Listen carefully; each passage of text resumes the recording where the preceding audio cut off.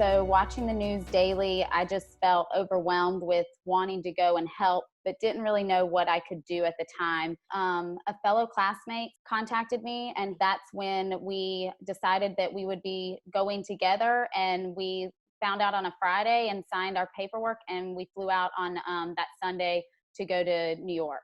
The way that I was able to find out how to go was contacting a friend in New York who I'd grown up with in San Antonio. I knew he was a nurse in New York. So I actually contacted him. Being a nurse, you actually have the ability to help. And I kind of started thinking about all the things that reasons not to, or reasons I couldn't, or ramifications. And I just felt compelled. So the first people I talked to was my twin sons. They were really the only people that I talked to about it, because it was, in my opinion, it was only going, they needed to be kind of involved with it, and it had to be our plan together. And if they had not wanted me to go, I would not have. I discussed with my husband, who without hesitation was very supportive, knowing just kind of the nature of the fabric of my being, a hands-on in the trenches kind of type A helper, without hesitation, supportive. The next layer came when I knew things were really going to happen, and I spoke to my children. They were all initially surprised, but my older two children were initially shocked, but also 100% without hesitation, very supportive. And people who know you, they know you're going to do it no matter what. They know when you tell them, you're really not asking them. So it's kind of funny. I kind of had to say that to my mom a couple of times, like, Mom, I'm just letting you know I'm doing this. But my boyfriend, he objected at first, and then he literally in the same sentence said, but I know you're going to do it. People call us heroes, but in my book, my husband and my children are as much a hero as I am, because, and my mom, my mom also is already conditioned that this is what I do. If I can do it, I'm going to do it, It all happened relatively quickly, but in that whole week's time, I spent the week like making dinners and putting them in the deep freezer and stuff like that, and working on some plan B's and C's should something happen to me. And April 5th, I landed in the city ready to go. Saturday, I heard that they were actually going to do a domestic response for the first time. So I kind of had an inkling, and sure enough, Sunday morning at 11 a.m., I got the call, can you be on the plane tomorrow at 6 a.m. for New York? And I was ready and got on the plane, and I think it was the 29th or 30th, I was there. When I got there, it was April 5th. It was Monday. I went for the orientation, and it wasn't until I walked into the ED that my friend, Eric, told me, oh yeah, you're in Queens. This is the epicenter. So apparently Mount Sinai and Elmhurst were the epicenter. And, looking around, I think all of us who had started that day to volunteer were we just stood there like, wow, I didn't think it was going to be as bad as it had been on TV. You know what I mean? You really just think it can't be that bad. And I think it was worse. I think a lot of good things are going to come out of it. And what I saw CRNAs doing there, it was absolutely amazing. And it just gave me even more fire for this profession.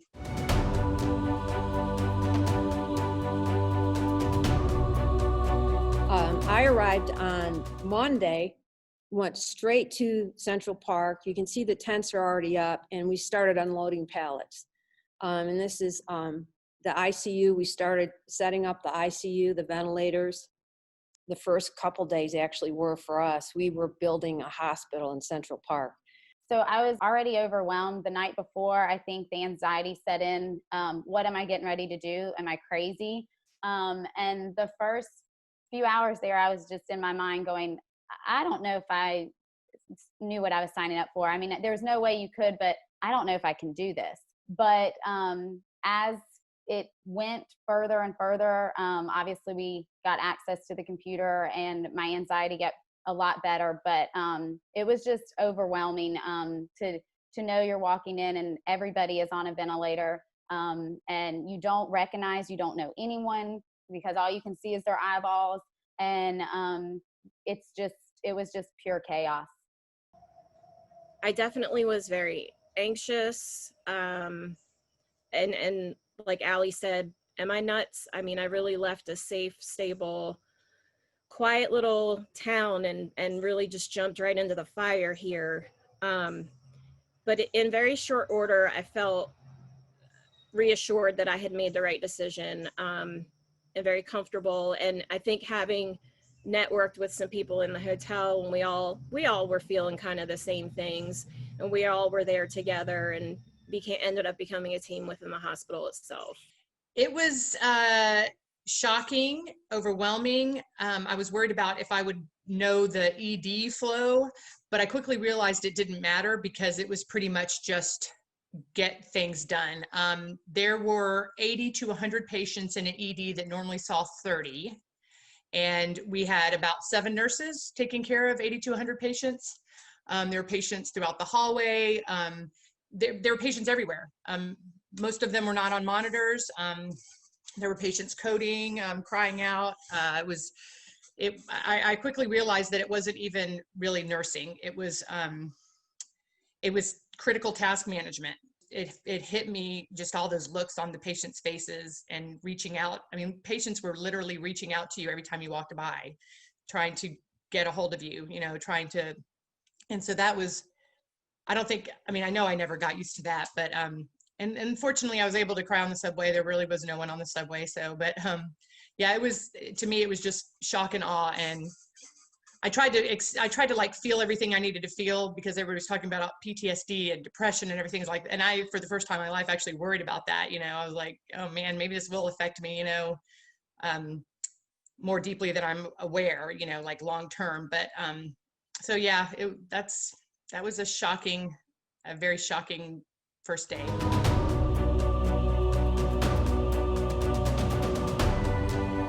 It was just overwhelming, and just trying to figure out, where do I think I can make a difference? And they didn't have pharmacy on the floors. They didn't have nephrology, cardiology, because some of the nephrologists and cardiologists in the beginning got sick when before they had made a COVID-only hospital. And so they were trying to keep all people out unless they had to be in the ICUs or be exposed. Before we got there was a urology group that was placing lines, like arterial lines and central lines. And the urologist was so thankful that we were there. He was like, I haven't done any of this stuff since residency 15 years ago. And he, very freely and thankfully was happy to delegate all of that off to us. So we would run around and do that kind of stuff. It was a great team experience.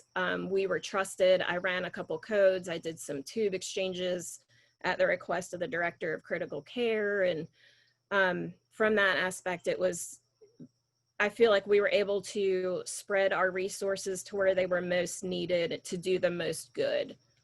It was very cool to realize that CRNAs literally could cover every aspect of the care that was going on with these patients. Respiratory, the nursing element, and acting as intensivists. Some of the physicians that were volunteering were wonderful, but some of them came out of clinics. Some of them were general practitioners, so they were literally overwhelmed and deferring to me, the 2 CRNAs we would have in the ED, deferring to them. I was RT. I was on nights. I worked roughly 12-hour nights for 31 days in a row, and they were apologizing, but I was the only airway, and that's what I came there for. So, and I had such a great support team. But I would go around and check the coughs. I did the blood gases. As far as multidisciplinary, I was it. What we are capable of as a profession is unbelievable, and you never find that out unless you get out of your comfort zone. The hospital director walked up to me one night before we went in, and she said, "You are the doctor tonight. You are the intensivist." We have an incredible profession. We have great resources. We have knowledge. We have ability that we're not even aware of, and that we are able to wear many hats and many boots. This is a whole new element of CRNA work, being intensivist, because in the ICU, they were acting as intensivists. They were training the nurses, the non-ICU and the ICU nurses they were training. They were making the respiratory calls. They were making the med calls, the prescription calls, you know what I mean? They were helping out the docs that were up there. So I thought that was amazing. CRNAs are the multidisciplinary team.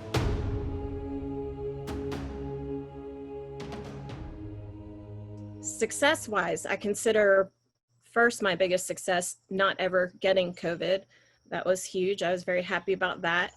I felt like I was very successful in cultivating professional respect and relationships with the staff, the critical care teaching staff, the other providers throughout the hospital. It just was so amazing. The respect, the teamwork, there were no egos. It was, hey, this is your rodeo. You're good at this, you go do it. And that's how the head of critical care was immediately comfortable with, hey, when I need a tube exchange, I'm calling you. She took my phone number, and just being able to come in somewhere, they had never seen us before.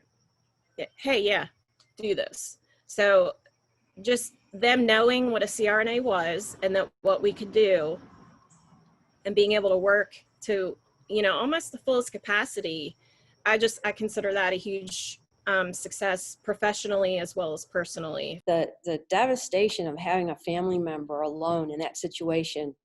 And I adopted the phrase, I will be family for you here. And so it's a kind of bittersweet success, but I believe it was a success. I had patients asking me, do you think I'm going to make it? And to have a patient ask you that question, and you knew for a fact you couldn't tell them yes or no.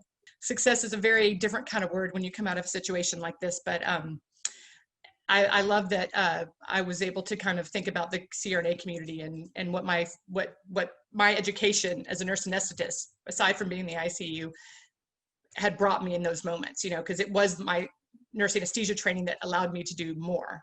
I think if I just had my ICU experience, I wouldn't have done as much as I did, but anyway, so, sorry.